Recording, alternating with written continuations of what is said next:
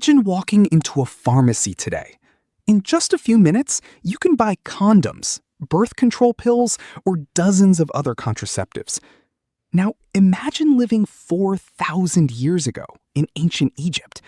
No pharmacies, no plastic packaging, no modern medicine.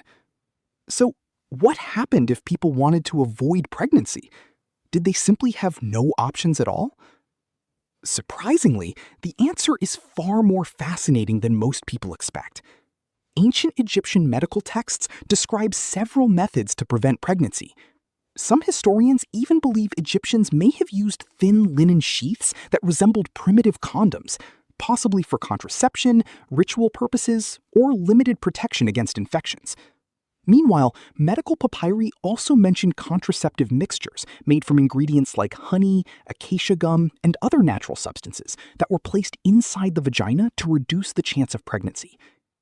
But how much of this was actually effective? And how much is based on evidence that's still debated today? Let's find out. Here's where things get interesting. Did ancient Egyptians actually have condoms? The honest answer is, we're not completely sure. Some historians believe that wealthy Egyptians may have used thin linen sheaths worn over the penis. A few ancient illustrations and surviving artifacts have led researchers to suggest these coverings may have existed, but their exact purpose is still debated. Were they used to prevent pregnancy? To reduce the spread of certain infections? Or were they simply worn during religious ceremonies or as a symbol of social status? The evidence doesn't give us a definite answer.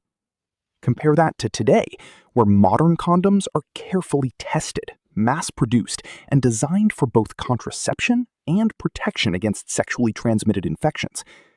Ancient Egyptians had no factories or modern materials, only linen and practical experimentation.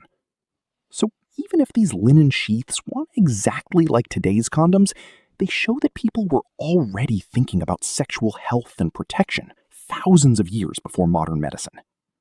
Whether or not Egyptians used primitive condoms, we know they experimented with other ways to prevent pregnancy. Ancient medical papyri describe contraceptive mixtures made from ingredients like honey, acacia gum, dates, and other natural substances. These were shaped into a soft paste and placed inside the vagina as a pessary, a barrier intended to reduce the chance of conception. What makes this especially fascinating is that modern scientists have noted that acacia can produce lactic acid as it ferments, a substance that can reduce sperm activity. While these ancient recipes were far from as reliable as modern contraception, some may have had a genuine biological effect. Compare that to today's birth control methods, which are developed through scientific research and carefully tested for safety and effectiveness. Ancient Egyptians had no laboratories or clinical trials. They relied on observation, experience, and knowledge passed down through generations. Thousands of years before modern medicine, they were already searching for practical ways to control pregnancy. But the big question is, did any of these methods actually work? So, did these ancient methods actually work? The honest answer is some may have worked, a little, but none were as reliable as modern contraception. The linen sheaths, if they were truly used for birth control, were probably far less effective than today's latex condoms. They may have offered limited protection, but historians still debate exactly how they were used. The contraceptive pastes described in Egyptian medical papyri are even more interesting. Modern researchers believe that ingredients like acacia gum could have created an acidic environment that reduced sperm activity. Honey may also have acted as a physical barrier. While these methods were certainly not guaranteed to prevent pregnancy, they weren't simply random mixtures either.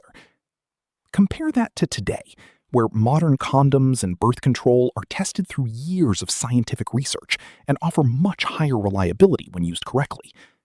Ancient Egyptians had no laboratories, no microscopes, and no understanding of sperm or eggs.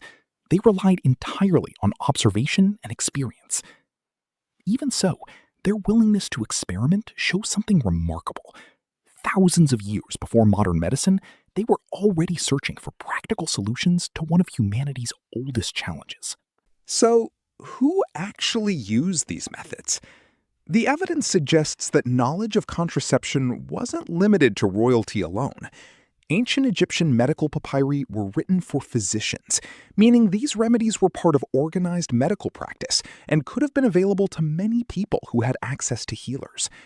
Wealthier families probably had better access to fine linen, expensive ingredients like honey, and trained physicians.